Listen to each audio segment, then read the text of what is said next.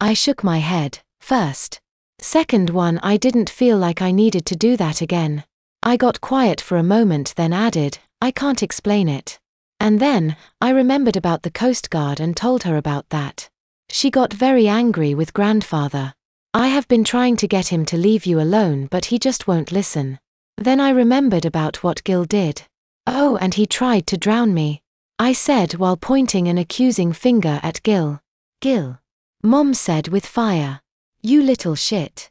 Tell her the rest of it. I laughed. All right, he actually saved me.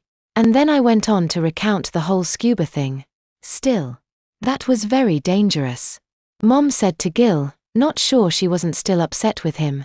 I've been keeping an eye on him for the past few days and making sure he wasn't getting into too much trouble. Gil confessed. You were spying on me? I shouted. Ignoring me, he told Mom, your father tried to get me question me about the boy a number of times. But I always played dumb. I saw you once. At the store. I told him. I know you did. He chuckled. I also know you stole that lighter, cokes, and junk food. I thought I was going to die right on the spot. I was so embarrassed and ashamed. Mom, I swear I didn't mean to. I just. Relax. I paid for the stuff for you. Gil said, by the way, you owe me $16.50. Mom stood, walked over to Gil and gave him a hug. Gil, thank you so much for looking after him for me. I cannot thank you enough.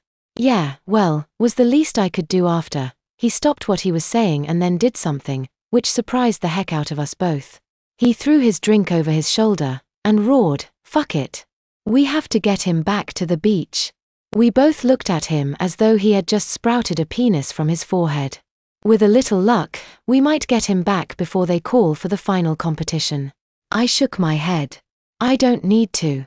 What? He asked with disbelief. I shrugged. I don't need to win anymore.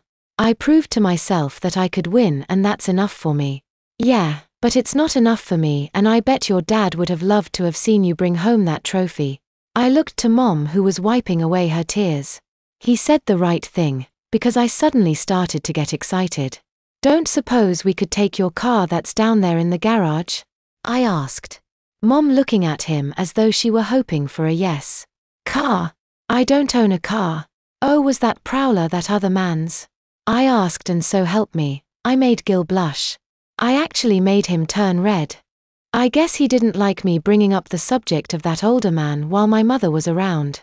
Oh, he said, and I got the idea we was playing it up now. You mean my pet road shark? Yeah, whatever. Can we take it? I asked impatiently. She only seats 2 and there is no room for your board. He said while rubbing his chin thoughtfully.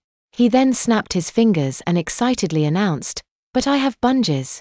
Come on, we go. Mom looked at me. Why's he speaking with a bad Mexican accent?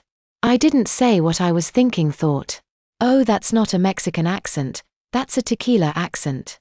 No, instead, I said, how am I supposed to know? I just met the guy. Oh, get moving, she said laughingly, then asked, do you need changed? Shaking my head, already got it but thanks. By the way, I'm going to need some sort of super-powered cream when we get home. Diaper rash? She asked just the way someone else might ask, oh, you have a pimple? Mom. I have a rash on my rash. If it weren't for the salt water I'd probably be a swollen, red, itchy mess. Come.